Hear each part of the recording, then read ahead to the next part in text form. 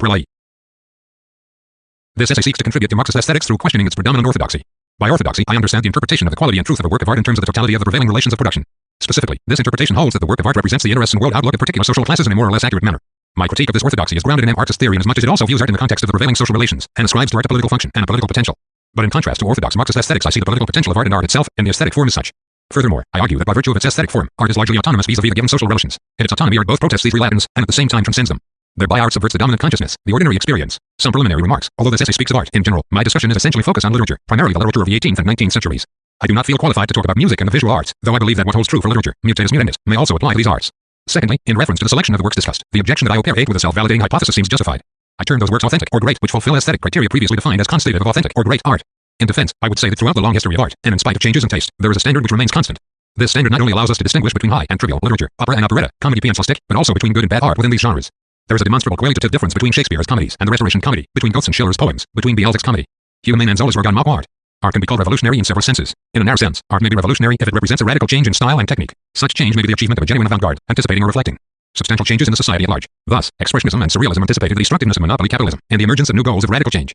But the merely technical definition of revolutionary art says nothing about the quality of the work, nothing about its authenticity and truth.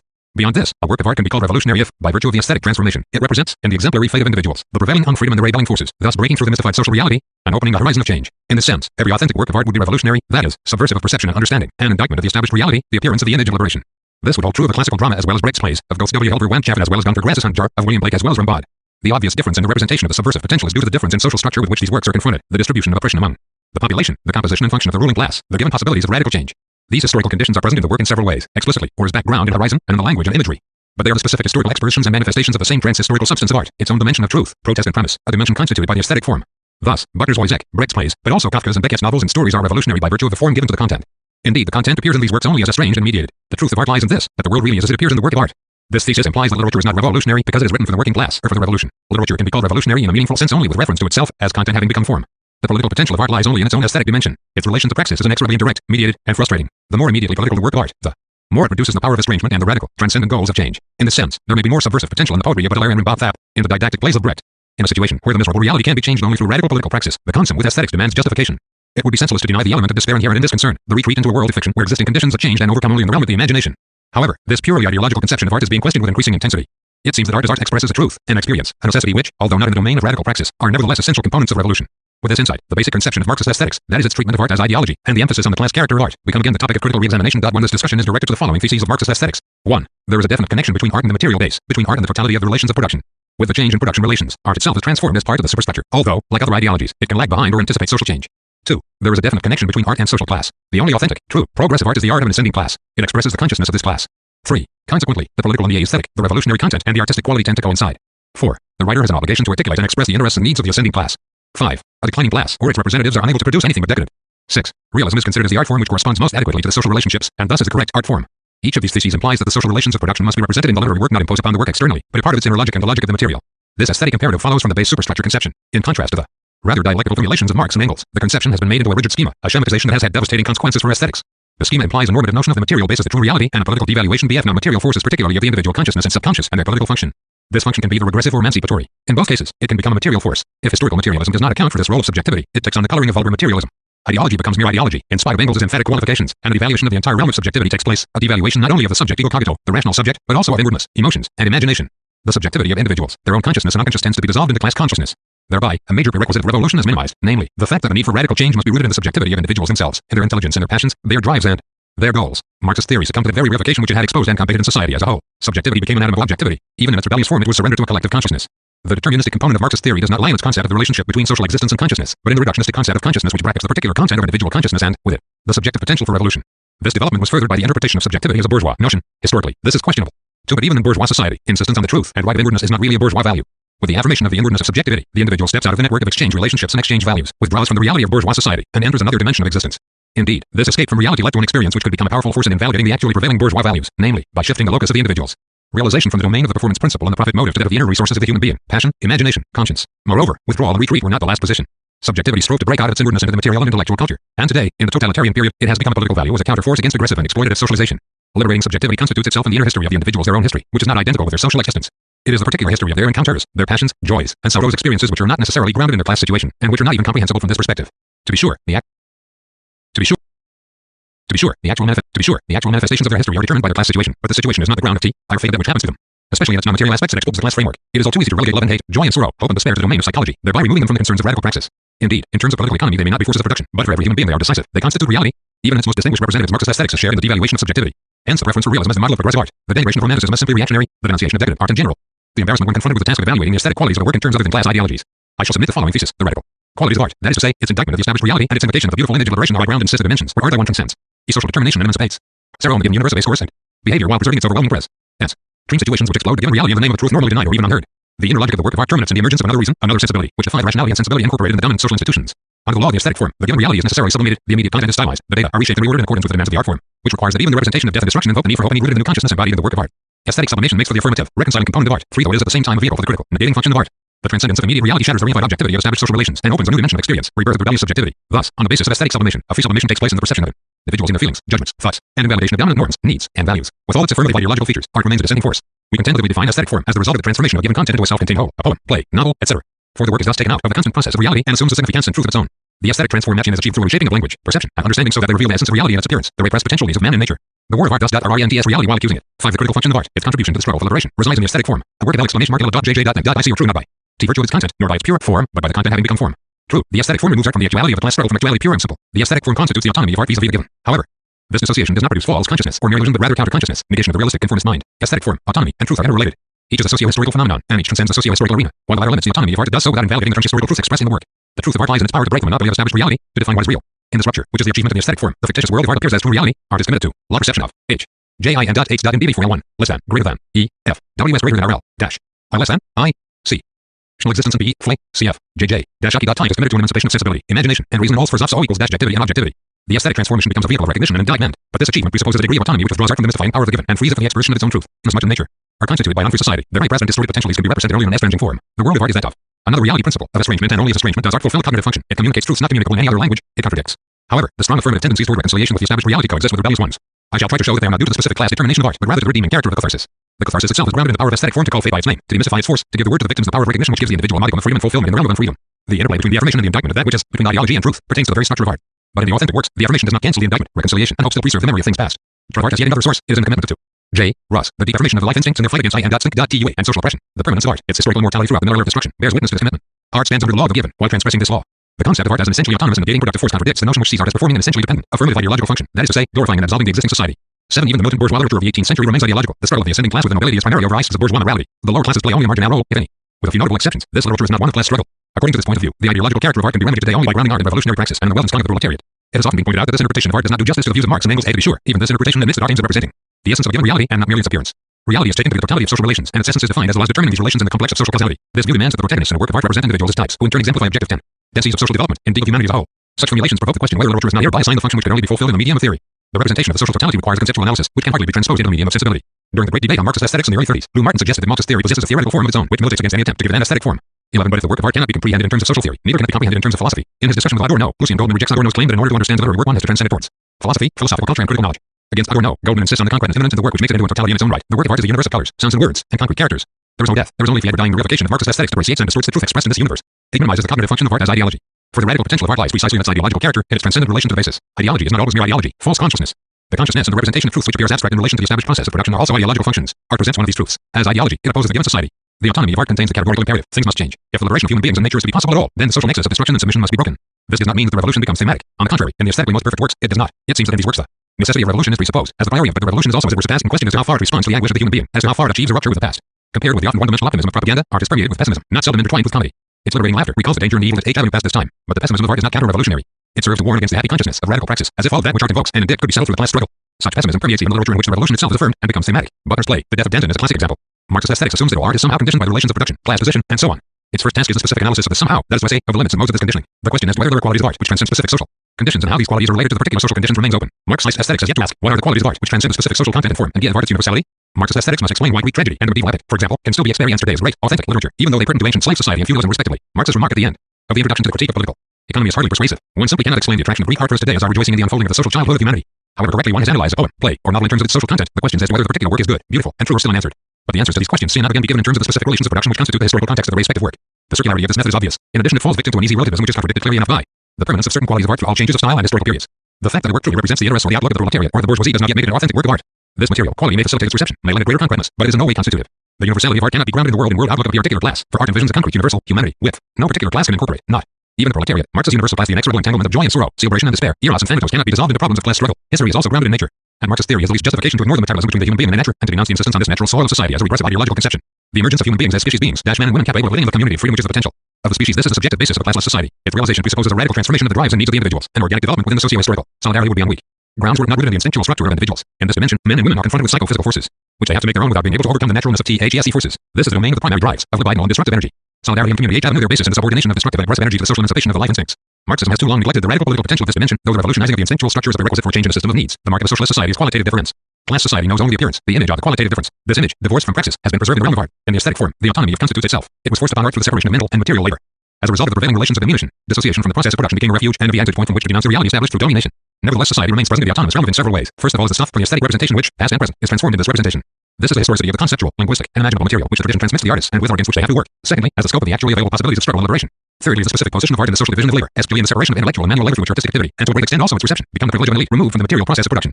The class character of art consists only in these objective limitations of its autonomy. The fact that the artist belongs to a privileged group negates neither the truth nor the aesthetic quality of his work. What is true of the classics of socialism is true also of the great artists. They break through the class limitations of their family, background, environment. Marxist theory is not family research. The progressive character of art, its contribution to the struggle for liberation cannot be measured by the artist's origins, nor by the ideological horizon of their class. Neither can it be determined by the presence of the oppressed class in their works. The criteria for the progressive character of art is not only in the work itself as a whole, in what it says and how it says it. In this sense, art is art for art's sake, in as much as the aesthetic form reveals taboo and repressed dimensions of reality, aspects of liberation. The poetry of Mallarme is an extreme example. His poems conjure up modes of perception, imagination, gestures, a feast of sensuousness which shatters everyday experience and anticipates a different reality principle. The degree to which the distance and estrangement from praxis constitute the emancipatory value of art becomes particularly clear in those works of literature which seem to close themselves rigidly against such praxis. Walter Benjamin has traced this in the works of Poe, Baudelaire, Proust, and Valery. They express a consciousness of crisis, of pleasure and decay, and destruction, in the beauty of evil, a celebration of the asocial, of the enemy, the secret rebellion of the bourgeois against his own class. Benjamin writes about Baudelaire. It seems of little value to give his work a position on the most advanced ramparts of the human struggle for liberation. From the beginning, it appears much more promising to follow him in his machinations where he is without doubt at home, in the enemy camp. These machinations are a blessing for the enemy only in the rarest cases. Baudelaire was a secret agent, an agent of the secret discontent of his class with its own rule. One who confronts Baudelaire with this class gets more out of him than one who rejects him as uninteresting from a proletarian standpoint. 1.3. The secret protest of this esoteric literature lies in the impression of the primary erotic destructive forces which explode the normal universe of communication and behavior. They are social in their very nature, a subterranean rebellion against the social order, inasmuch as this literature reveals the dominion of eros and thanatos beyond our social control. It invokes needs and gratifications which are essentially destructive. In terms of political praxis, this literature remains odious and decadent. It does nothing in the struggle for our liberation except to open the taboo zones of nature and society in which even death and the devil are listed as allies in the refusal to abide out, greater than why the law and order of repression. This literature is one of the historical forms of critical aesthetic transcendence. Art cannot abolish the social division of labor which makes for its esoteric character, but neither can art popularize itself without weakening its emancipatory impact. Art's separation from the process of material production has enabled it to demystify the reality reproduced in this process. Art challenges the monopoly of the established reality to determine what is real, and it does so by creating a fictitious world tie which is nevertheless more real than reality itself.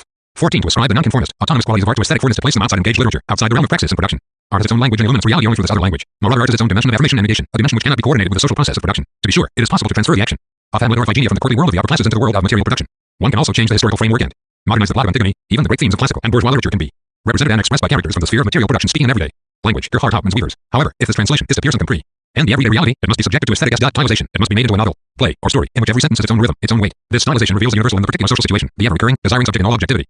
The revolution finds its limits and resident in this very eminence which is preserved in art, preserved not as a piece of property, not as a bit of unchangeable nature, but as a remembrance of life past, remembrance of life between illusion and reality, falsehood and truth, joy and death.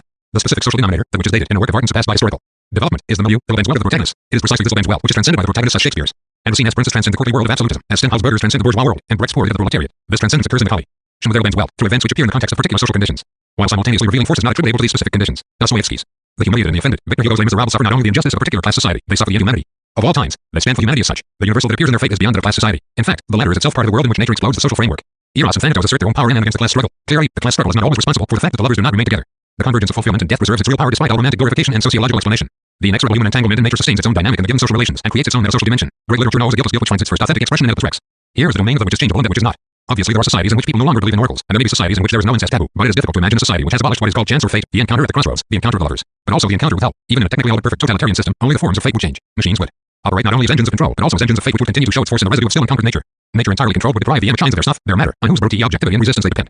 The male social dimension is to a great extent rationalized in bourgeois literature. The catastrophe occurs in the confrontation between individual and society. Nevertheless, the social content remains secondary to the fate of the individuals.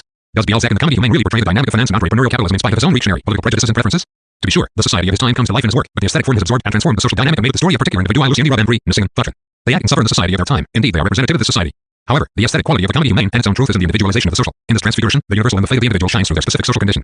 The life and death of individuals, even where the novel reply articulates the struggle of the bourgeoisie against the aristocracy and the ascent of bourgeois liberties, blessing us Emile Coyote, Goethe, Egmont, the Sturm und Drang, Schiller's Cabal Love. It is the personal fate which remains form giving the fate of the protagonist, not as the participants in a class struggle, but as lovers, scoundrels, fools, and so on. In Goethe's work, the suicide is doubly determined. The lover experiences the tragedy of love, and the bourgeois suffers contempt at the hands of the nobility. Are the two motives interrelated in the structure of the work? The class content is sharply articulated. Lessons of Emile Coyote, a drama of militant bourgeoisie, lies open on the table in the room where Werther commits suicide. But the work as a whole is so much the story of the lovers and their own world that the bourgeois elements remain episodic.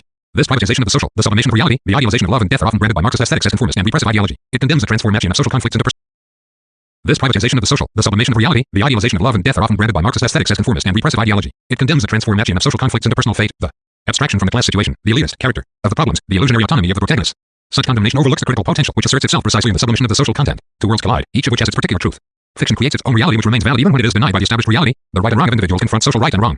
Even in the most political works, this confrontation is not solely a political one, or rather the particular social confrontations are built into the play of meta-social forces between individual and individual, male and female, humanity and nature. The change in the mode of production would not cancel this dynamic. A free society could not socialize these forces, though it could emancipate individuals from their blind subjection to them. History projects the image of a new world of liberation. Advanced capitalism has revealed real possibilities of liberation which surpass all traditional concepts. Shall function of art obsolete, or at least to abolish it as a special branch of the division of labor, through the reduction of the separation between manual and manual labor. Shall function of art obsolete, or at least to abolish it as a special branch of the division of labor, through the reduction of the separation between manual and manual labor. The images of the beautiful and of fulfillment would vanish when they are no longer denied by the society. In a free society, the images become aspects of the real. Even now in the established society, the indictment and the promise preserved in art lose their unreal and utopian CHR actor to the degree to which they inform the strategy of oppositional movements. While they do so in damaged and broken forms, they nevertheless indicate the qualitative difference from previous periods. This qualitative difference appears today in the protest against the definition of life as labor, in the struggle against the entire capitalist and state socialist organization of work, in the struggle to end patriarchy, to reconstruct the destroyed life environment, and to develop and nurture a new morality and a new sensibility. The realization of these goals is incompatible not only with a drastically reorganized capitalism, but also with a socialist society competing with capitalism on the latter's terms. The possibilities which reveal themselves today are rather those of a society organized under a new reality principle. Existence would no longer be determined by the need for lifelong alienated labor and leisure. Human beings would no longer be subjected to the instruments of their labor, no longer dominated by the performances imposed upon them. The entire system of material and ideological repression and renunciation would be senseless. But even such a society would not signal the end of art, the overcoming of tragedy, the reconciliation of the Dionysian and the Apollonian. Art see and not sever itself from its origins. It bears witness to the inherent limits of freedom and fulfillment, to human embededness in nature. In all its ideality, art bears witness to the truth of dialectical materialism, the permanent non-identity between subject and object, individual and individual. By virtue of its historical, universal truths, art appeals to a consciousness which is not only that of a particular class, but that of human beings as species beings, developing all their life-enhancing faculties. Proletariat is the only class in capitalist society which has no interest in the preservation of the existing society. The proletariat is free from the values of the society, and thus free for the liberation of all mankind. According to this conception, the consciousness of the proletariat would also be the consciousness that validates the truth of art. This theory corresponds to a situation which is no longer the prevailing in the advanced capitalist countries. Lucien Goldman has stated the central problem of Marxist aesthetics in the period of advanced capitalism. If the proletariat is not the negation of the existing society, but to a great extent integrated into it, then Marxist aesthetics is confronted with a situation where authentic forms of cultural creations exist though they cannot be attached to the consciousness, even a potential one, of a particular social group. The decisive question therefore is, how the link is made between the economic structures and literary manifestations in a society, where this link occurs outside the collective consciousness, that is, without being grounded in a growing such class consciousness, without express consciousness. Autonomy of art asserts itself in extreme form as uncompromising estrangement, to both the integrated consciousness and also to reified Marxist aesthetics. The estranged works may well appear as elitist or as symptoms of decadence, but they are nevertheless authentic forms of contradictions, in dictating the totality of a society which draws everything, even the estranging works, into its purview. This does not invalidate their truth nor deny their promise. To be sure, the economic structures assert themselves. They determine the use value of the works, but not what they are and what they say. Goldman.'s text refers to a specific historical condition, the integration of the proletariat under advanced monopoly capitalism. But even if the proletariat were not integrated, its class consciousness would not be the privilege or the sole force which could preserve and reshape the truth of art. If our place, for any collective consciousness at all, it is that of individuals united in their awareness of the universal need for liberation regardless of their class position.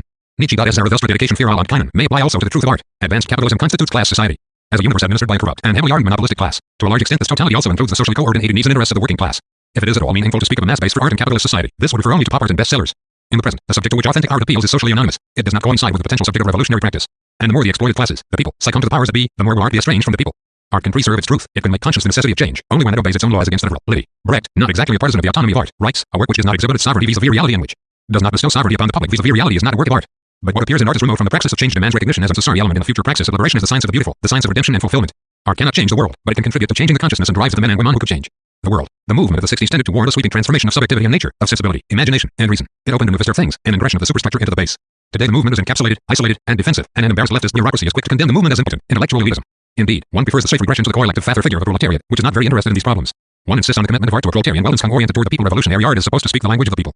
Brecht wrote in the Third Ties, there is only one ally against the growing barbarism, the people who suffer so much under it. Only from them can we expect something. Therefore it is incumbent to turn to the people. And it is more necessary than ever to speak their language. One Sartre shares these sentiments. The intellectual must regain as fast as possible the place that awaits him among the people. But who are the people? Brecht gives a very stringent definition. The people who not only participate fully in the development, but actually usurp it, force it, determine it. We envision a people which makes history, which changes the world and itself. 20 We have a fighting people before our eyes. But in the advanced capitalist countries, this part of the people is not the people, not the large mass of a dependent population.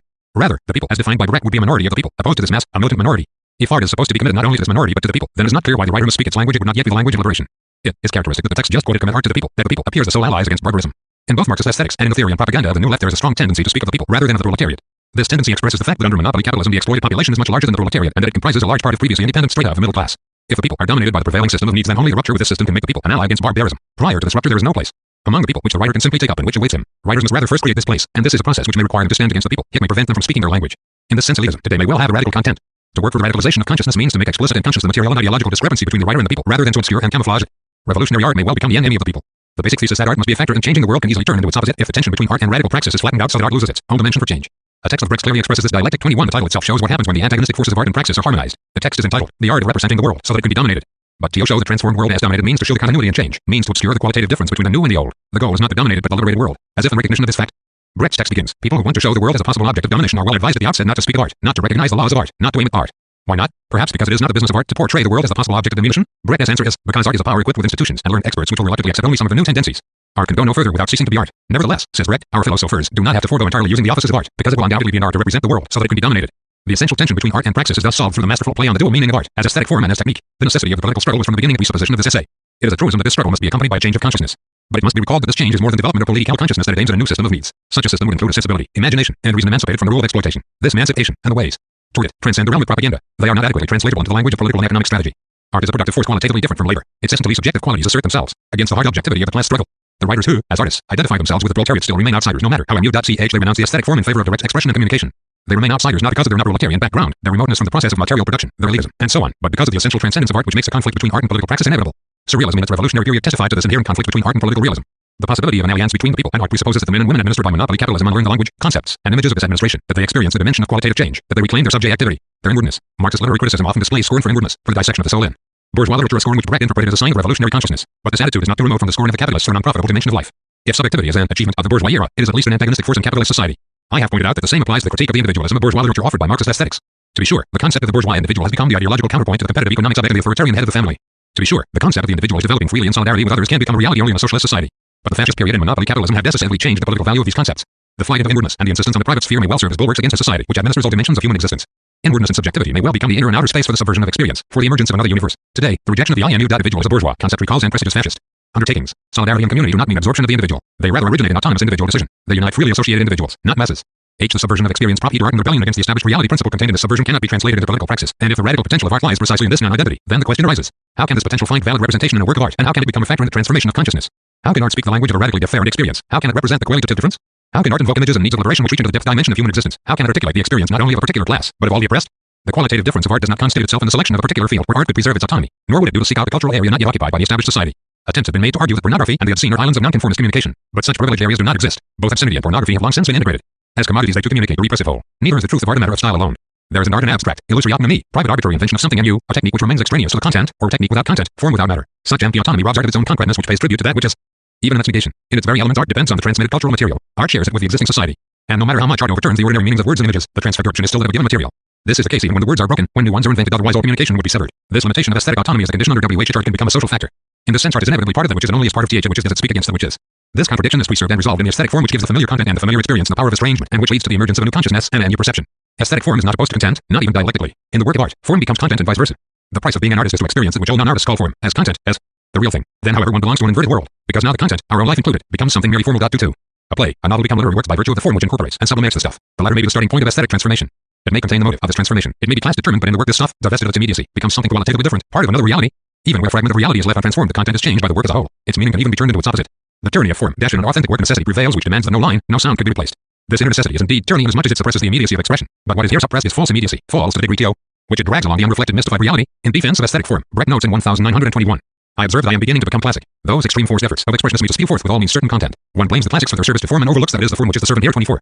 Brecht connects the destruction of form with finalization. To be sure, this connection does not do justice to expressionism, much of which was by no means banal. But Brecht's verdict recalls the essential relation between aesthetic form and the estrangement effect. The deliberately formless expression banalizes, inasmuch as it obliterates the opposition to the established universe of discourse and opposition which is crystallized in the aesthetic form. Submission to aesthetic form is the vehicle of the nonconformist sublimation, which will come. Upon the sublimation described earlier, their unity constitutes itself in the work. The ego and the instinctual goals and emotions, rationality and imagination are withdrawn from their socialization by a repressive society and strive toward autonomy, albeit in a fictitious world. But the encounter with the fictitious world restructures consciousness and gives sensual representation to a counter-societal experience. The aesthetic sublimation thus liberates and validates childhood and adult dreams of happiness and sorrow. Not only poetry and drama, but also the realistic novel must transform the reality which is their material in order to represent its essence as envisioned by art. Any historical reality can become the stage for such mimesis.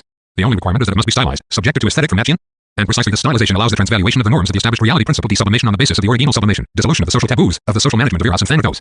Men and women speak and act with less inhibition than under the weight of daily life. They're more shameless in their loving and hating. They're loyal to their passions even when destroyed by them. But they're also more conscious, more reflective, more lovable, and more contemptible. And the objects in their world are more transparent, more independent, and more compelling. Mimesis is representation through estrangement, subversion of consciousness. Experience is intensified to the breaking point. The world appears as it is for Lear and Anthony, Berenice, Michael Kohlhaas, Boyzek, as it is for the lovers of all times. They experience the world demystified. The intensification of perception can go as far as to distort things, so that the unspeakable is spoken, the otherwise invisible becomes visible, and the unbearable explodes. Thus the aesthetic transformation turns into indictment, but also into a celebration of that which resists injustice and terror, and of that which can still be saved. The mimesis in literature occurs in the medium of language. It is tightened or loosened, forced to yield insights otherwise obscured. Prose is subjected to its own rhythm. What is normally not spoken is said. What is normally spoken too much remains unsaid if it conceals that which is essential. Restructuring takes place through concentration, exaggeration, emphasis on the essential, reordering of facts. The bearer of these qualities is not the particular sentence, not its words, not its syntax. The bearer is the whole. It is only the whole which bestows upon these elements their aesthetic meaning and function. Critical mimesis finds expression in the most manifold forms. It is found both in the language of Brecht, which is formed by the immediacy of the need for change, and in the schizophrenically agnostic language of Beckett, in which there is no talk of change. The indictment is just as much in the sensuous, emotional language of Werther and the Fleurs du Mal as it is in the hardness of Stendhal and Kafka. The indictment does not exhaust itself in the recognition of evil. Art is also the promise of liberation. This promise, too, is a quality of aesthetic form, or more precisely, of the beautiful as a quality of aesthetic form. The promise is wrested from established reality. It invokes an image of the end of power, the appearance of freedom, but only the appearance. Clearly, the fulfillment of this promise is not within the domain of art. Can there be authentic works in which the Antigones finally destroy the Creons, in which the peasants defeat the princes, in which love is stronger than death? This reversal of history is a regulative idea in art, in the loyalty sustained until death to the vision of a better world, a vision which remains true even in defeat. At the same time, art militates against the notion of an iron progress, against blind confidence in a humanity which will eventually assert itself. Otherwise, the work of art and its claim to truth would be lies. In the transforming mimesis, the image of liberation is fractured by reality. If art were to promise that at the end good would triumph over evil, such a promise would be refuted by the historical truth. In reality, it is evil which triumphs, and there are only islands of good where one can find refuge for a brief time. Authentic works are aware of this. They reject the promise made too easily. They refuse the unburdened happy end. They must reject it, for the realm of freedom lies beyond mimesis. The happy ending is the other of art. Where it nevertheless appears, as in Shakespeare, as in Ghosts of Figene, as in the finale of Figaro or Falstaff, as in Proust, it seems to be denied by the work as a whole. In Faust, the happy end is only and merely in heaven, and the great comedy cannot free itself from the tragedy which it attempts to banish. Mimesis remains representation of reality. This bondage resists the utopian quality of art. Sorrow and unfreedom are still reflected in the purest imagery of happiness and freedom. They too contain the protest against the reality in which they are destroyed. Actually, it is not a question of the happy end. What is decisive is the work as a whole. It preserves the remembrance of things past. They may be superseded in the resolution of the tragic conflict, in the fulfillment attained, but though superseded, they remain present in the anxiety for the future. An example from Ibsen, the most voice of the great dramatist, as the lady from the sea returned to her marriage by her own free decision. She turns away from the stranger with whom she has shared the adventure of the sea. She now seeks fulfillment in the family. But the play as a whole contradicts this solution. Ilida's freedom has its limit in the impossibility of undoing the past. This impossibility is not the fault of class society. It is grounded in the irreversibility of time, and the unconquerable objectivity and lawfulness of nature. Art cannot redeem its promise, and reality offers no promises, only chances. We are back at the traditional concept of art as illusion, though perhaps beautiful illusion. True, but bourgeois aesthetics has always understood appearance as the appearance of truth, a truth proper to art, and has divested the given reality of its claim to total legitimation. Thus there are two realities and two modes of truth. Cognition and experience are antagonistically divided, for art as illusion has cognitive content and function. Art's unique truth KS, with both everyday and holiday reality, which block a whole dimension of society and nature. Art is transcendence into this dimension where its autonomy constitutes itself as autonomy and contradiction. When art abandons its autonomy and with the aesthetic form in which the autonomy is expressed, art succumbs to that reality which it seeks to grasp and die. While the abandonment of the aesthetic form may well provide the most immediate, most direct mirror of a society in which subjects and objects are shattered, atomized, robbed of their words and images, the reaction of the aesthetic sublimation turns such works into bits and pieces of the very society whose the art they want to be. True, if not impossible, the collage, or the juxtaposition of media, or the renunciation of any aesthetic mimesis are held to be adequate responses to given reality, which, disjoined and fragmented, militates against any aesthetic formation. This assumption is in flat contradiction to the actual state of affairs. Rather, the opposite is the case. We are experiencing, not the destruction of every whole, every unit or unity, every meaning, but rather the rule and power of the whole, the superimposed, administered unification. Not disintegration but reproduction and integration of that which is the catastrophe. And in the intellectual culture of our society, it is the aesthetic form which, by virtue of its ugliness, can stand up against this integration. Significantly, Peter Weiss's recent book has the title Esthétique de Widerstands, the aesthetics of resistance. The artist's desperate effort to make art a direct expression of life cannot overcome the separation of art from life. Wellerschaft states the decisive fact, unbridgeable social differences exist between the can factory and the studio of the artist, Warhol's factory, between action painting and the real life which is going on around it. Nor can these differences be bridged by simply letting things happen and incorporating them, unaltered, into a definite frame. The immediacy thus expressed is false inasmuch as it results from a mere abstraction from the real life context which establishes this immediacy. The latter is thus mystified. It does not appear as what it is and does it as synthetic, artistic immediacy.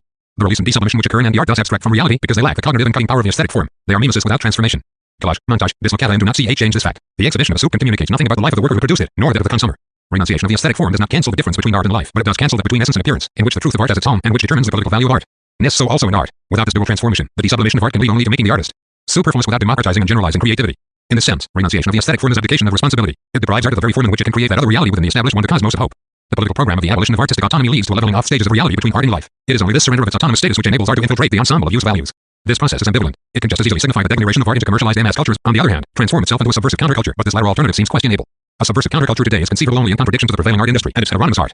That is to say, a real counterculture would have to insist on the autonomy of art, on its own autonomous art. Consequently, would not an art which rebels against integration into the market necessarily appears elitist, in the face of the decreasing use value of a totally marketed literature? The anachronistic elitist notion of dictum as a distinguished higher art assumes again an all but subversive character. The work of art can attain political relevance only as autonomous work.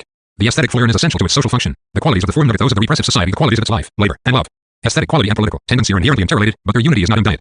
Walter Benjamin formulated the interrelation between tendency and quality in the thesis. The tendency of a literary work can be politically correct only if it is also correct by literary standards. This formulation rejects clearly enough vulgar Marxist aesthetics, but it does not solve the difficulty implied in Benjamin's concept of literary correctness, namely, his identification of literary and political quality in the domain of art. This identificata and harmonizes the tension between literary form and political content. The perfect literary form transcends correct political tendency. The unity of tendency and quality is antagonistic. The world intended in art is never and nowhere merely the given world of everyday reality, but neither is it a world of mere fantasy, illusion, and so on. It contains nothing that does not also exist in the given reality, the actions, thoughts, feelings, and dreams of men and women, their potentialities and those of nature. Nevertheless, the world of the work of is unreal in the ordinary sense of this word. It is a fictitious reality, but it is unreal, not because it is less, but because it is more as well as qualitatively other than the established reality. As fictitious world, as illusion contains more truth than does everyday reality, for the latter is mystified in its institutions and relationships, which make necessity into choice, and alienation into self-realization.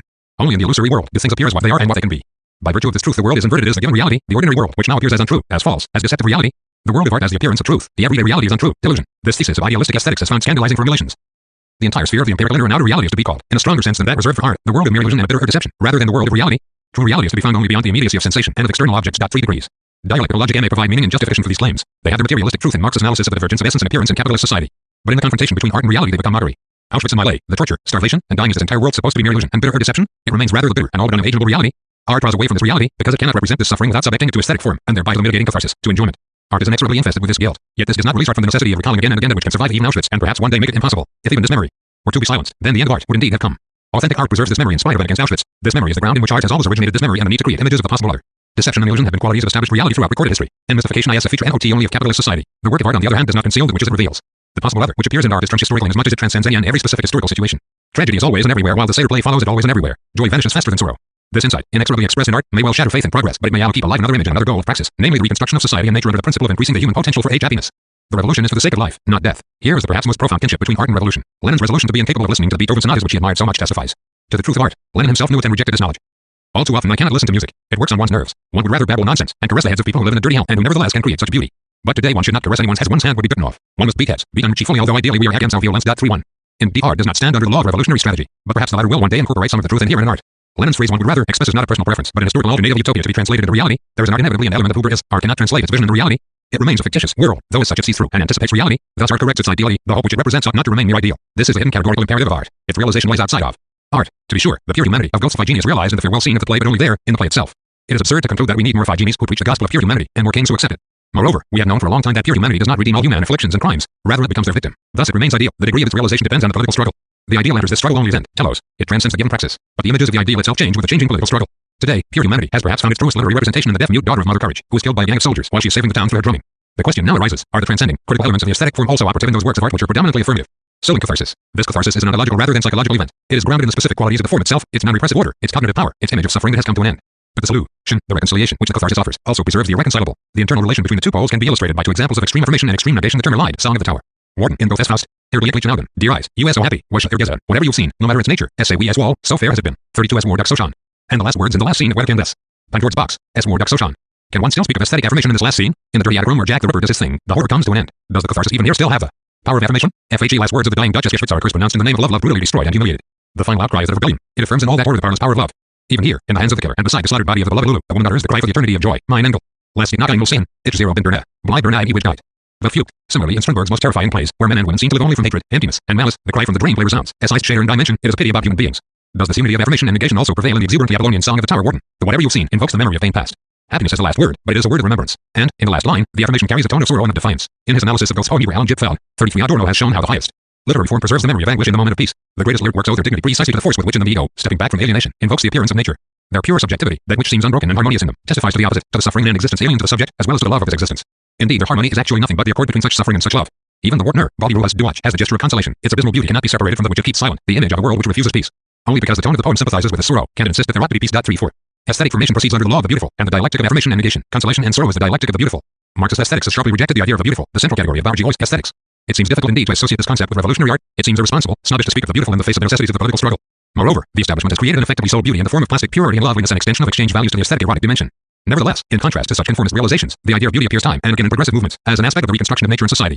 What are the sources of this radical potential? They are first in the erotic quality of the beautiful, which persists through all changes in the judgment of taste, aiding images of the subordination of death and destruction to the will to live. This is the emancipatory element in aesthetic affirmation. However, in a certain sense, the beautiful seems to be neutral. It can be a quality of a regressive as well as progressive totality. One can speak of the beauty of a fascist feast, but the neutrality of the beautiful shows itself as deception if what it suppresses or conceals is recognized. The directness and immediacy of the visual presentation impedes this recognition. It can repress the imagination. In contrast, the representation of fascism becomes possible in literature because the word, not silenced or overwhelmed by the picture, carries freely the recognition and the indictment.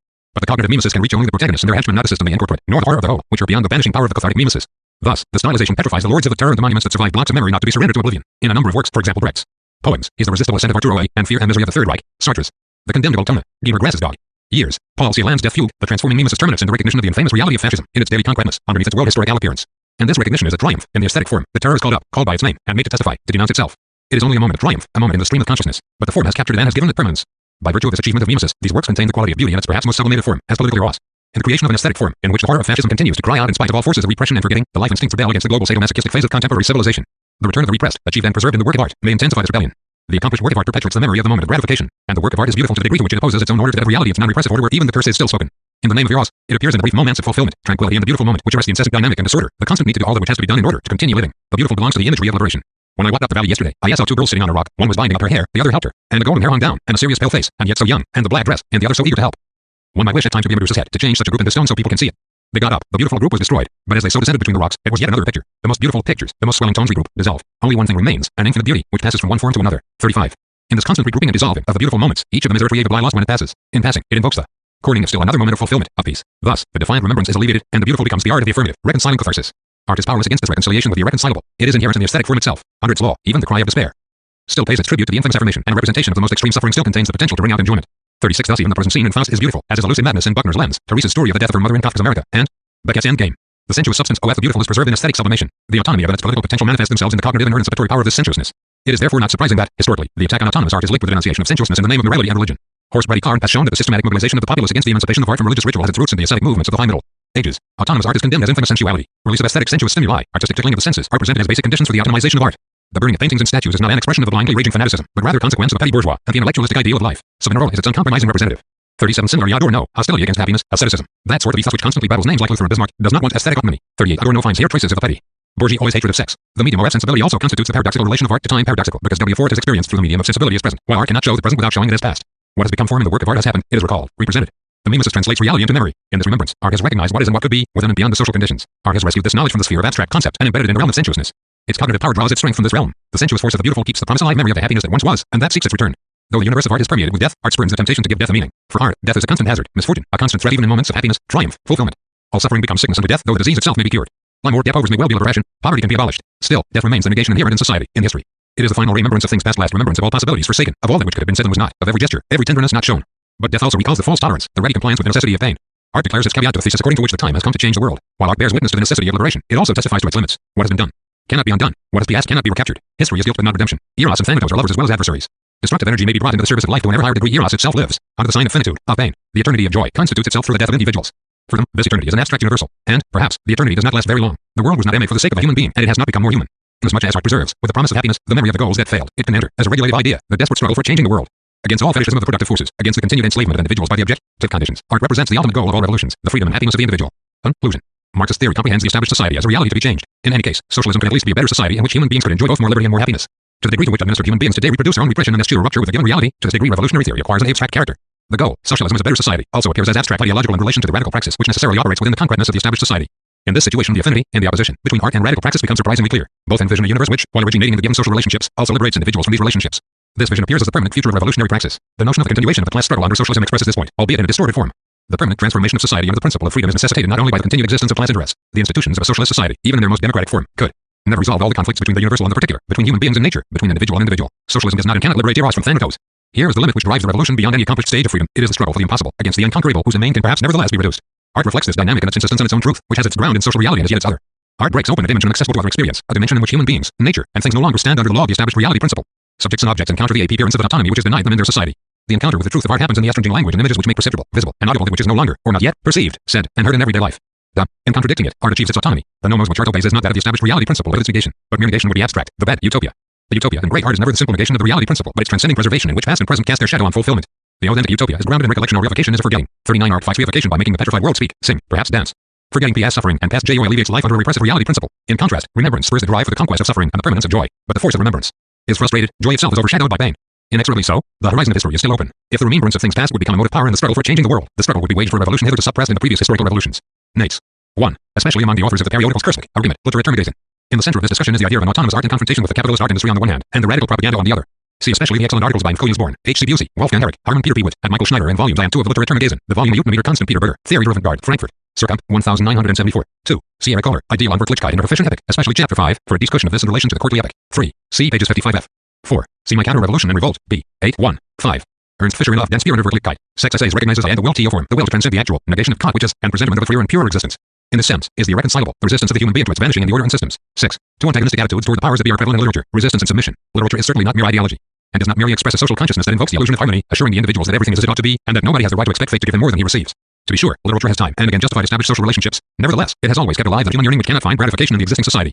Grief and sorrow are essential elements of bourgeois literature. 7. See my essay The Affirmative Character of Culture in Negations. 8. In his book Marxist Ideology and Allgemein Kunst Theory, Hans Dietrich Sender presents a thorough analysis of Marx's and Engels' contribution to a theory of art. The provocative conclusion, most of Marxist aesthetics is not only a gross vulgarization. Marx's and Engels' views are also turned into their opposite. He writes, Marx and Engels saw the essence of a work of art precisely not in its political or social relevance. They are closer to Kant, Fichte, and scaling than to Hegel, B. 171. Sender's documentation for this thesis may well be too selective and minimize statements by Marx and Engels which contradict Sender's interpretation. However, his analysis does show clearly the difficulty of Marxist aesthetics in coming to grips with the problems of the theory of art. 9. Bertolt Brecht, Volksjährlichkeit und Realismus, in Gesellschaft Work, Volume 8, p. 323. 10. Georg Lukács, Es geht den Realismus, in Marxismus. Bibliography. Books and articles in books or periodicals. Adorno, Theodor W., Norton Sir Literature. Benjamin, Walter, Geroder Elsfried in Marxismus and Literature, Vol. 2, edited by Fritz J. Raditz. Benjamin, Walter, Fragment Tiber Methoden für den einer marxistischen Literatur analyse, in Kursbach 20. Brecht, Bertolt, Gesellschaft Work, Vols. 7 and 8. Bratikamp, Horst, Otmamianus Kess, and a Jutnamider Kunst. Fischer, Ernst, of den Spieren